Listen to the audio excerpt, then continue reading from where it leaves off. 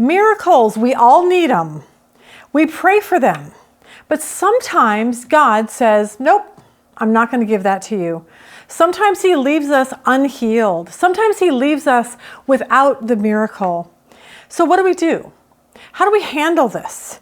Join us today as we talk about miracles where God sometimes says yes and God sometimes says no. And we need to understand that God always has a plan, whether he heals us or whether he doesn't. Join us today as we continue in the book of Acts.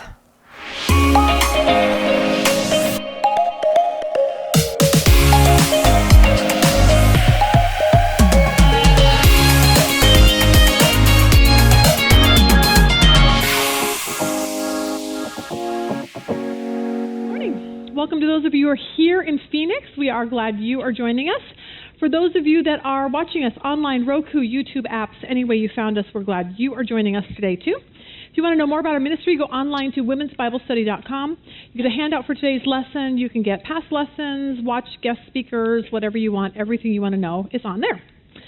Now, as you know, I'm wearing black and white today. You know why? Yeah. Never ever wearing a color again, ever. Ever. After last week, I'm never going to get over that. So, fine. I'll just be really conservative the rest of my life. It's fine. Okay. The shoes what? They are kind of colorful. I should have worn a pair of bright yellow just to freak everyone out this morning. Okay. All right, we're in a series in the book of Acts called, and we're studying Acts, and we called this series All In, because we really want people to know that when you decide to become a follower of Jesus, that's what Jesus asks us to do, is to be all in. And so that's what we're trying to get to as we're studying this. Now, today we're going to talk about miracles. So I want to tell you about different kinds of miracles. I saw one last night, the coolest thing ever. Prison Break. Anyone watch Prison Break? Nobody watches Prison Break. Serious. Okay, it was a series for about, 5 years, 6 years. Okay, they're trying to get their brother out of prison. It was this whole thing.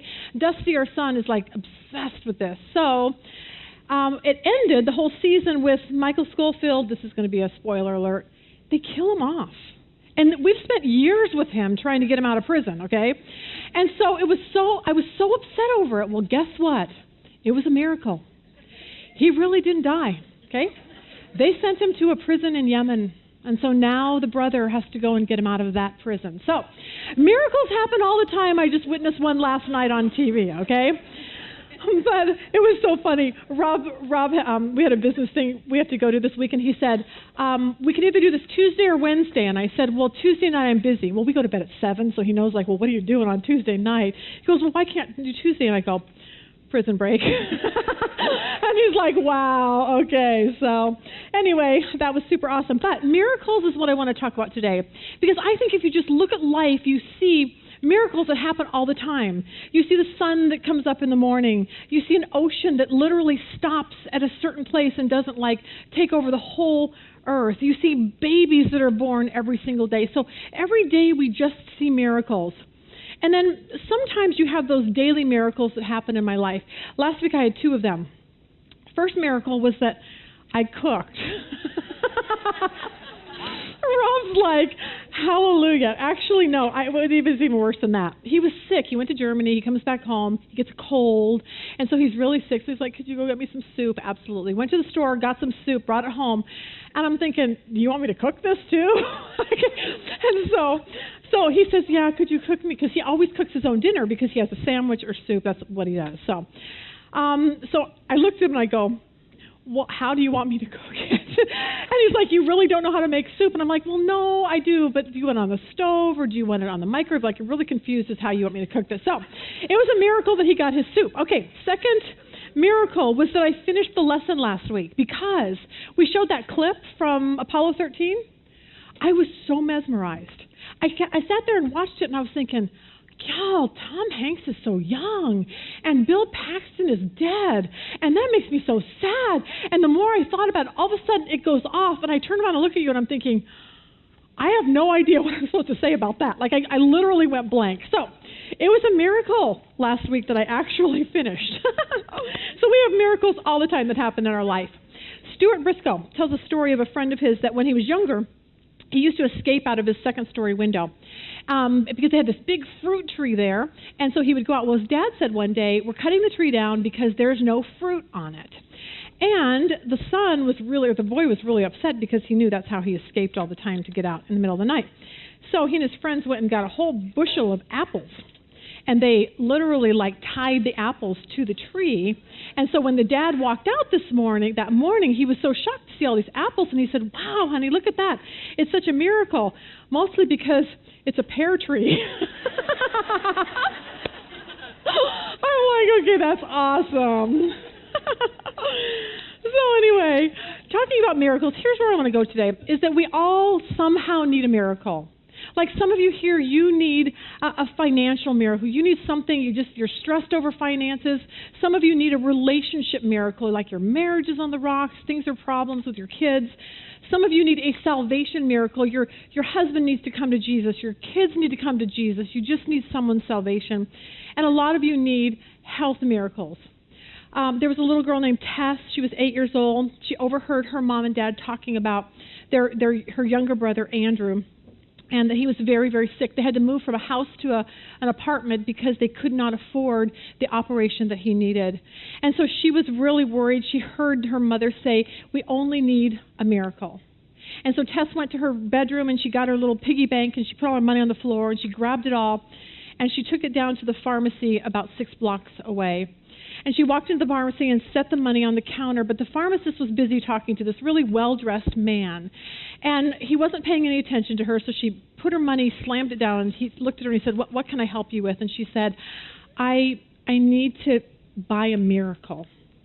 And he said, honey, we don't sell miracles here. I don't know what you're talking about. And she started crying. She said, my little brother is very, very sick. And something is growing in his head. And my parents don't have money to get him better. And I need a miracle. And just then the man that the pharmacist was talking to looked and said, well, how much money do you have?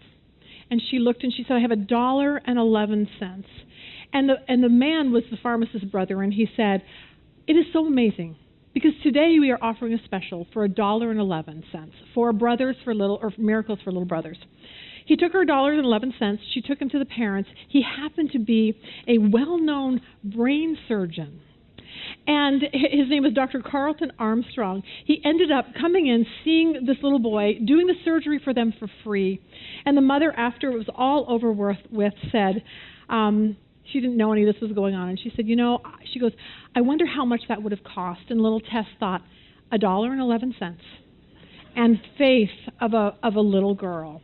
And when I read that, I thought, you know what?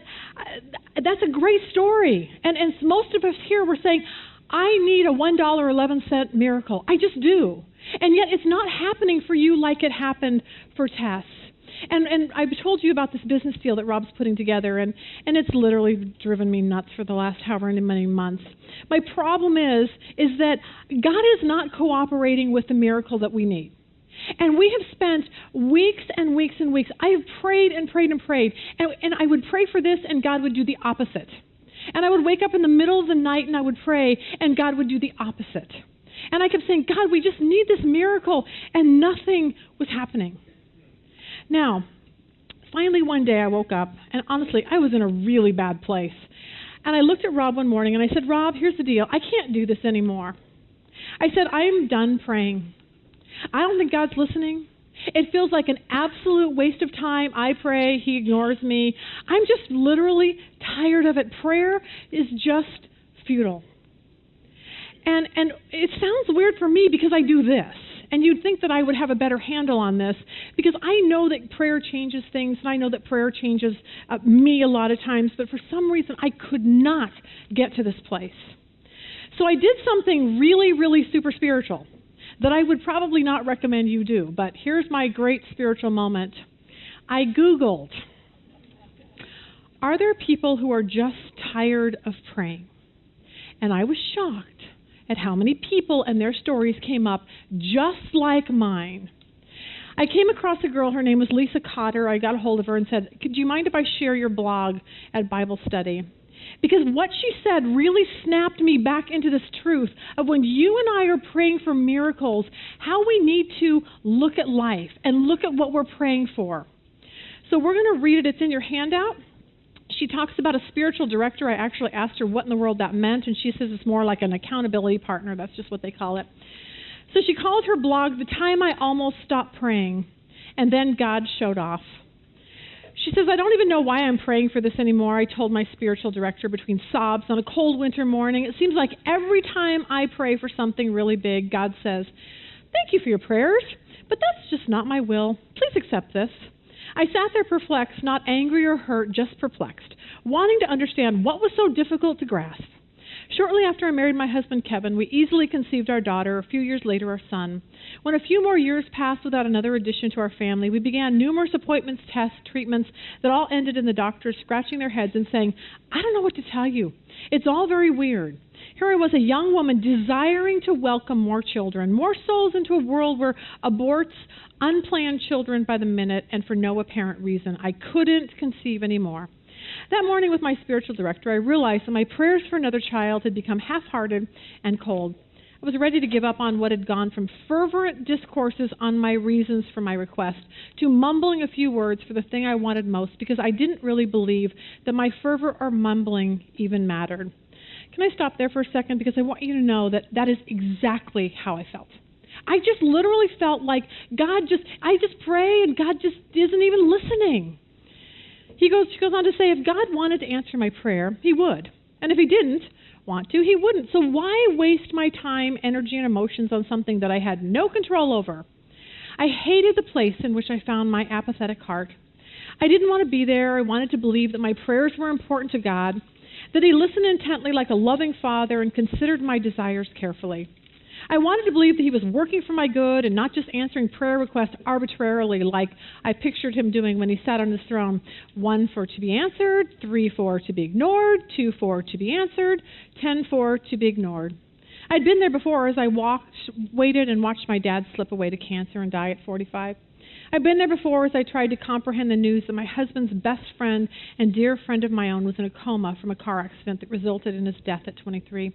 I'd been there before on several occasions, and in that moment I felt like what I wanted was never what God had planned. Lisa, my spiritual director said with extra spunk in her voice, God does want you to ask. I ask for things all the time, and I'm bold and specific in my asking. I'll say I want this thing on this day and this way. Of course, we have to ask for things that are good, not for like $1 million because we want to be spoiled. He wants us to tell Him the littlest details of our hearts, and He's waiting. Okay, I said, nodding my head, but not quite convinced. Here's what she said that changed my life right here. Always, always ask, but be ready for any answer. And when I read that, all of a sudden it dawned on me like, oh my gosh, I think that might be the key. She goes on to say, I took those thoughts home with me, spent the next several months grappling with them. I began to get specific and did the best to be bold in my asking. I want another child, Lord, bless us again. And the more I prayed and the more I began to have peace, but not peace that made me feel confident that my prayers would be answered, rather peace with any answer. Isn't that great? Suddenly I started realizing that my prayers were all about what I wanted instead of saying, God, wait a minute, maybe this isn't what really you want. My heart's desires began to change, and so did my request. I no longer just wanted another child. I wanted God's will for the growth of our family. My heart began to conform with the heart of my Father. I started to want only what He wanted, all because I started to really tell Him deep down what I wanted. I had found the grace to be open to His grace and was ready to accept His plan for our family, whatever it might be. In February, my husband and I made an appointment with a specialist as a final attempt to see if we could uncover the underlying issue of our secondary infertility. It was to be the last confirmation of our mysterious inability to conceive. After the appointment, we were going to stop any current treatments we were pursuing and live life as we were not going to have any more biological children. The night before our appointment, I took a pregnancy test because I wanted to be able to share with the doctor that I was 100% positive I was not pregnant. Casually came back to confirm my negative results and gasped because the test was positive. 2 clear pink lines beamed back at me something I hadn't seen in 4.5 years. I was pregnant. In the absolute last moment, God lovingly smiled down and said, my child, Thank you for only wanting what I want. Our wants are now the same. Isn't that great? Like that, to me, that was just so, it was such a reminder to me that when we pray, we have to say, God, this is what I want. But God, more than what I want what you want. So we're supposed to do is pray, but always say, God, more than what I want, is this what you want? For me, for this business deal that Rob's doing, I had this total perfect plan for the deal.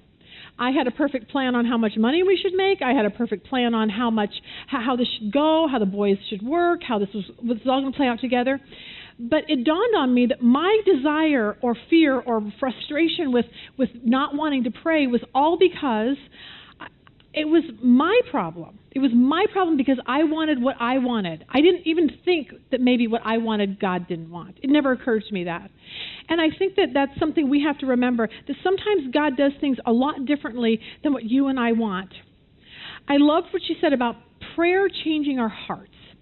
And that's really important. Whenever you and I decide we need to pray for something that's really big in our life and we're really desperate to hear from God, I think what we need to realize is, God, I want you to align my heart with your heart.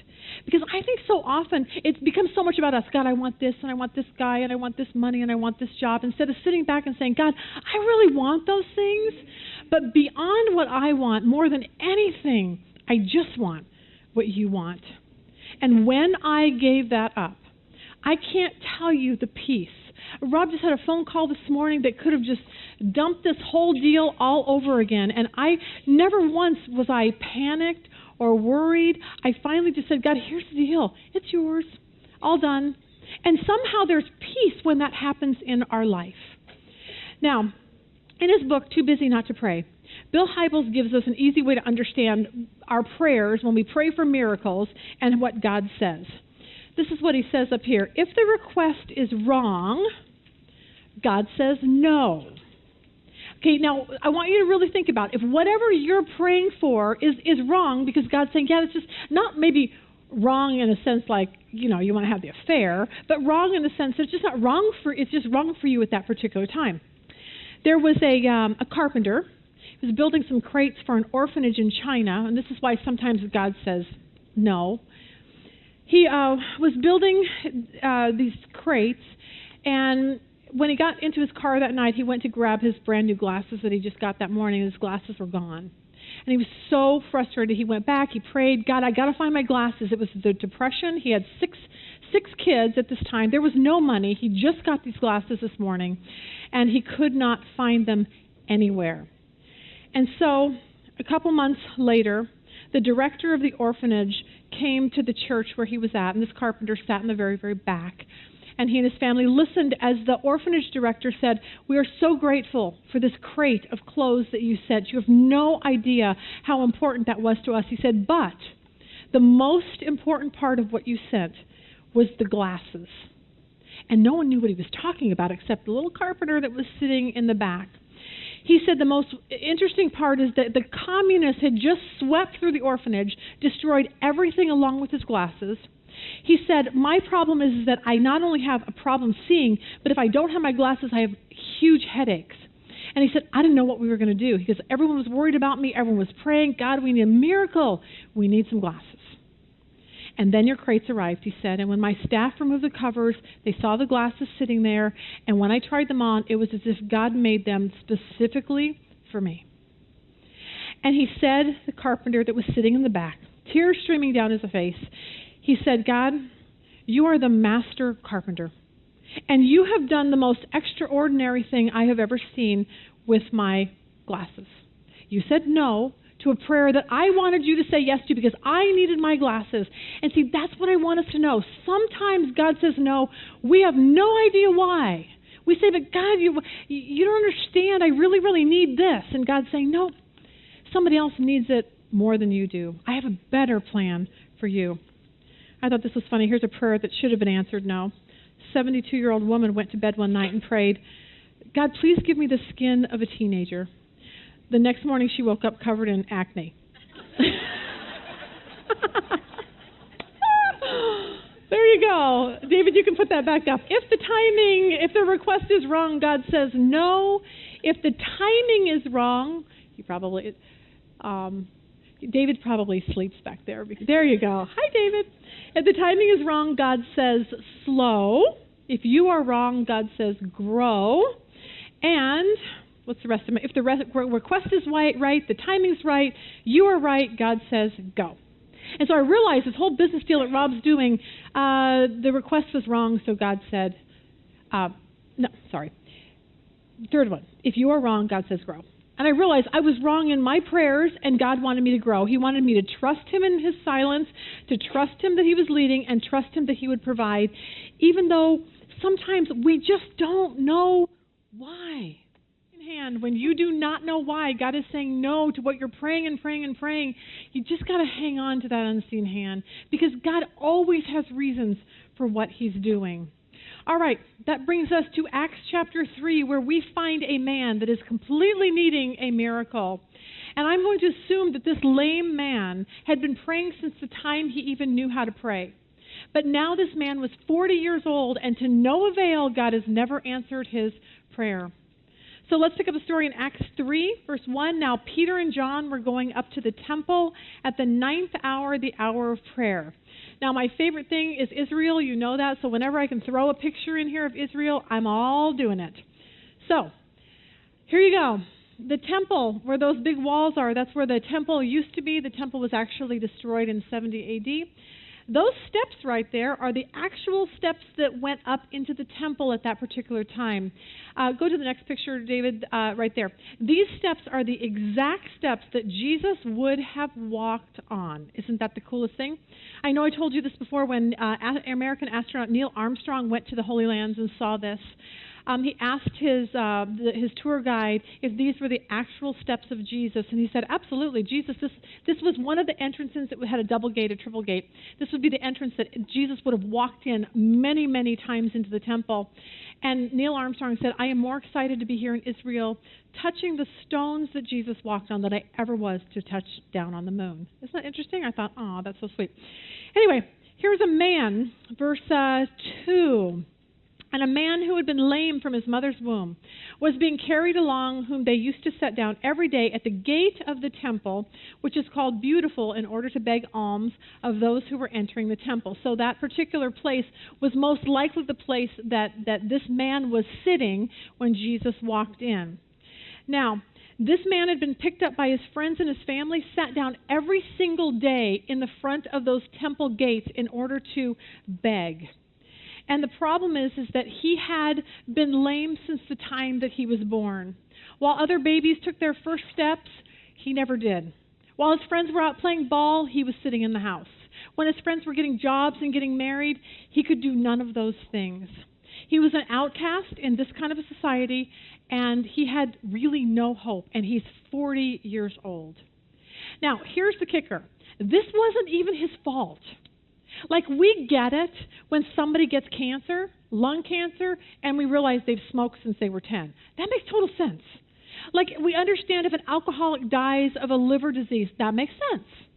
If someone loses their spouse because they have an affair, that makes sense. When life goes bad for them because they do stupid stuff, like, we get that. But what we don't get are when things happen in your life and it just seems so unfair. It's like, that's just not even right. I did everything right. For you, you eat right. You work out here at the gym every single day, and yet somehow you get sick. For some of you, you're great wives, great mothers, and yet your husband had an affair and left you. And you're like, I have done nothing in my life except do every single thing right. And that is exactly where this guy is. Born lame, not even of his choosing. He never asked to be born. And so each day, he is sitting there begging. Now, here's the coolest part about that. When you saw those steps, you realized that Jesus walked into the temple. This man was sitting there, I would assume, every time Jesus walked by. Think about that. If Jesus saw this lame man, why wouldn't he heal him? I mean, think about it. Look what Psalms 139 says. You made my delicate inner parts of my body and knit me together in my mother's womb. Jesus not only knew this man, he created this man. He created every part, so God knew exactly that he created him lame. Look at Exodus 4:10. You go, why? Then Moses said to the Lord, please, Lord, I have never been eloquent, neither recently nor in time past, nor since you have spoken to your servant, for I am slow of speech and slow of tongue. And the Lord said to him, who has made man's mouth? Or who made him mute, or deaf, or seeing, or blind? Is it not I, the Lord? And when you realize that Jesus knew this man, and he knew his plight, and he knew his problem, and yet day after day after day he walked by him and never did anything. And some of you are in that exact place today. You're saying, Lisa, I have prayed for a miracle in my marriage, and it's still horrible. I've been praying to get better. My health has been so bad, and I still feel bad. I've been praying for a job, and I haven't got one. I've been praying for my kids who are on drugs.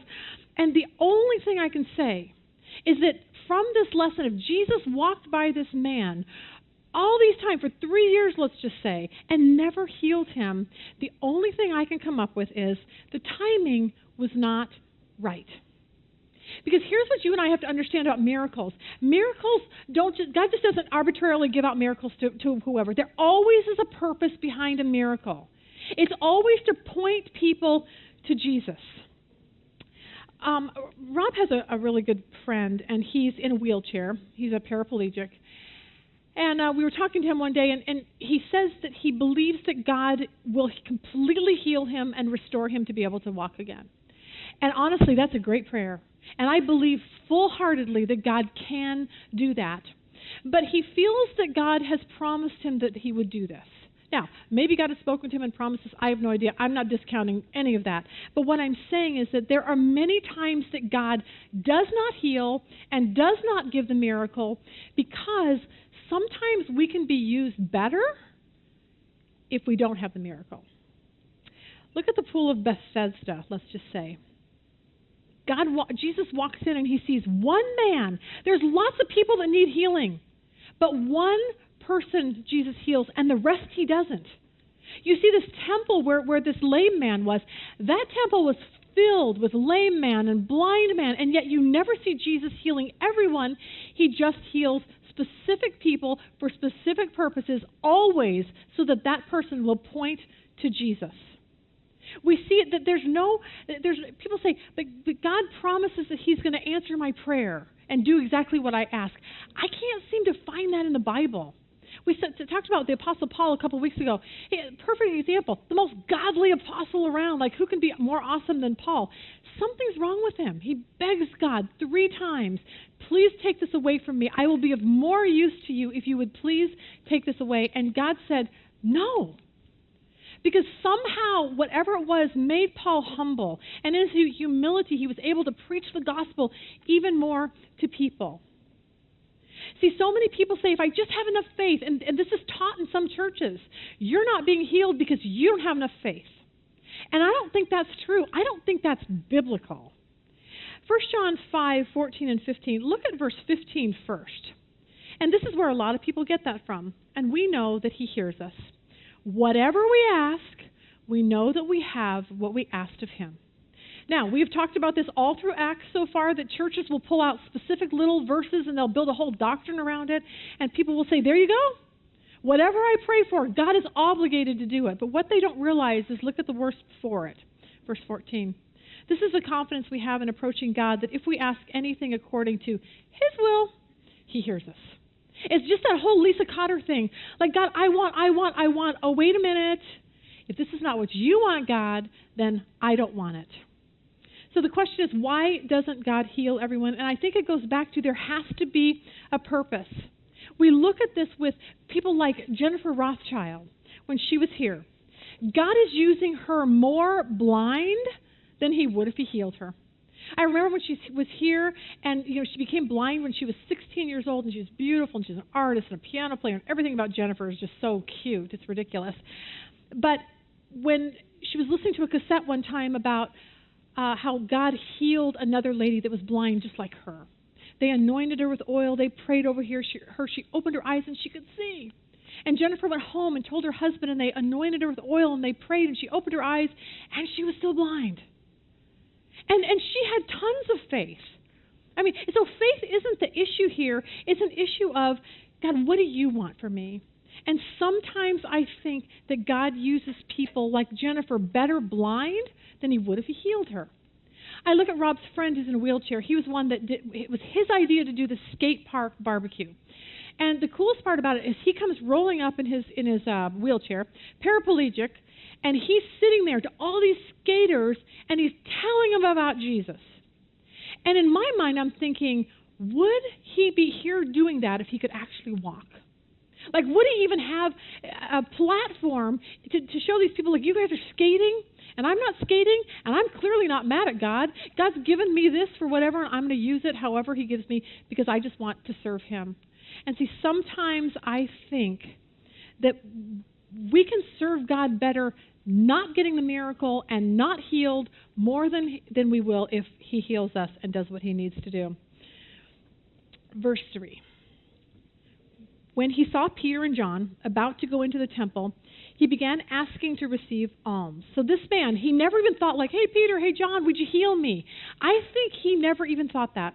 His bar was set really, really low. Hey, could you just give me a couple cents so I can buy some food? That's all it was. I think for him, his praying for miracles days were over. See, I think this lame guy probably knew Peter and John. He knew they were followers of Jesus. He also knew that he'd heard the stories if he sat there all day. Jesus, did you hear? He healed the blind guy. Spit on some dirt, rubbed his eyes. Voila, he could see. Hey, what about the deaf guy? Stuck his finger in his ear. Voila, he could hear. 10 lepers. Oh my gosh, Jesus healed them all. The woman who could not stop bleeding for however many years stopped bleeding. Lazarus was dead, and Jesus raised him from the dead. And you're just like, wow, if he can do that, he can heal my lameness. But it's interesting, this lame guy never asked. He just asked for a little few cents. Because I think that in his mind, he started thinking miracles were for other people, not for him. And he probably felt really discouraged and defeated. And I think some people here or watching us, however you're watching us, is the same way. You feel very defeated. You're praying to get pregnant, and your friend got pregnant, and you didn't. And your friends are getting married, and you tend to just date mass murderers. And your friend gets the promotion, and you are stuck in a stupid job you absolutely hate. And so for you, you're just like I was with this business deal. I'm just done talking to God about it. I'm just done because I really am tired of being disappointed. I have a friend who was here. A lot of you knew her. She died of cancer recently. I remember going to her and saying, can we pray for you? We want to get a bunch of women. We're going to pray for your healing. And she said no. And it so shocked me that somebody would say no, but I get that. Because something about praying and putting your heart into, I just believe God's going to heal me, and then he doesn't, the disappointment is almost worse than just accepting your fate and just saying, God, whatever. And so I understood that. So here's what I realized. We should pray for the miracle. And we should pray hard, and we should beg God, and we should do exactly what he calls us to do. Pray for what you want. But always at the end of that, do what Jesus did. And say, God, here's the deal. It's not my will.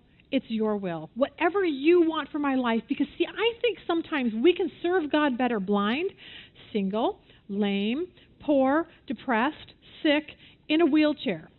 I think sometimes we really can serve God better that way. There is a shoe manufacturer who decided to open shoes in the Congo. He sent 2 salesmen to this undeveloped territory, and here's where our perspective really needs to change. One of the guys who went there, the salesman, he wrote back and he said, prospects are no good. He said, no one here wears shoes. The second salesman reported, market potential is terrific. Everyone is barefoot. Okay? Do you see that, though? Do you see the difference in how somebody's perspective is? One looks at a bad thing and says, this is awesome. And somebody looks at a bad thing and says, my life sucks. And see, here's what I want us to do. I want us to change our perspective. Instead of sitting in your house and saying, God just won't heal me, and he's just not going to make my situation any better. I just can't do anything for him because I'm stuck in this situation and I don't feel good and I'm miserable and my life is horrible. Or you could say, God isn't healing me, And he's not really making my situation any better so that I can do something great for him. Do you see how that works? We can either do so I can do something great for him, or I just can't do anything good for him. And I think it's really a matter of the way we look in the perspective of what's going on in our life. See, our choice here is to waste our life just waiting for things to get better. I'll serve God when my marriage is better, and I'll serve God when I feel better, and I'll serve God when my kid gets better, and I'll just serve God when.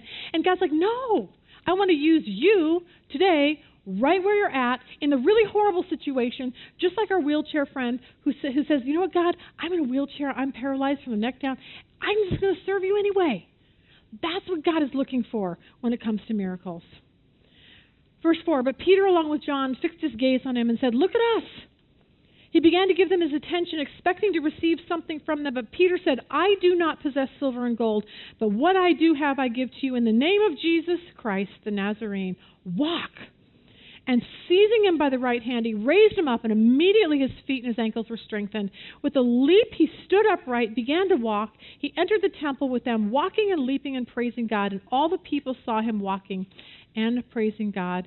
And they were taking note of him as being the one who used to sit at the beautiful gate, the gate of the temple, to beg alms. And they were filled with wonder and amazement at what was happening to him. Isn't that amazing? That miracle was 40 years in the making. Jesus probably most likely saw this man day after day and delayed his healing for this moment. Because this was the moment that would ignite this baby church in Acts. And God needed something really dramatic to say, don't forget who I am. You're following a risen Savior who is so incredibly powerful, and I can heal you. I can do anything. I can give you the miracle you're looking for. But I think that this is probably a word for some people. Because you're sitting here and you're saying, my miracle is being delayed. And I hate waiting. This business deal has driven me nuts. I call it the wait fest. I'm so tired of it I could scream. We hate to wait in this world. We yell at the microwave to hurry up. Okay, who does that every day? What do you mean you're not cooking that bacon in 20 seconds? What do you mean it takes 2 minutes? That's ridiculous. We want 1 minute rice to cook in 30 seconds. Okay, we want McDonald's, a meal that would take us an hour at home. We want it in less than 2 minutes. And if it's 3, we're really upset with McDonald's people.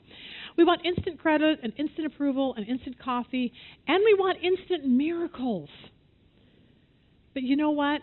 If Jesus had walked past this lame man and never healed him, he always had a purpose in the waiting. You've got to get that. Because that will change our life. Instead of being miserable that God isn't answering, we can sit back and say, God, I know you're doing something. And see, this is a great story when a man is healed and a miracle happened. And some of you are saying, I get that, Lisa, that's awesome, that's not my life. Okay, what if what you are waiting for never, ever happens? I know you can see through the fire with your mighty hand, but even if you don't, my hope is you alone. I know the sorrow, and I know the hurt, walk through the fire, you trust in the word, but even if you don't, my hope is you alone.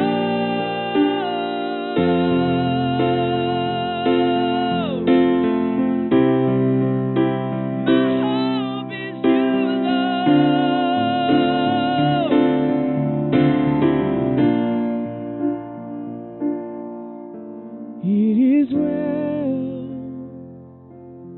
with my soul. It is well with my soul.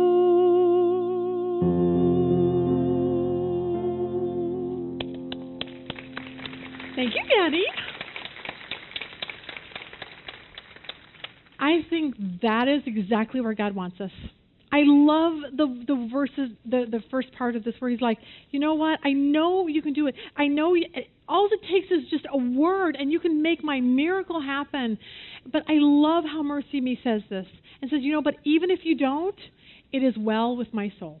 And that is where I think we want God us to get to with God. Look at this. Here's what I think. I pray for what I want. I think we went the other way. I pray for what I want, and then I pray for what God wants more. I know He will do what's best, and then I'm going to be okay with that. Even if it's not what I want, this is where I want us to get. It is well with my soul.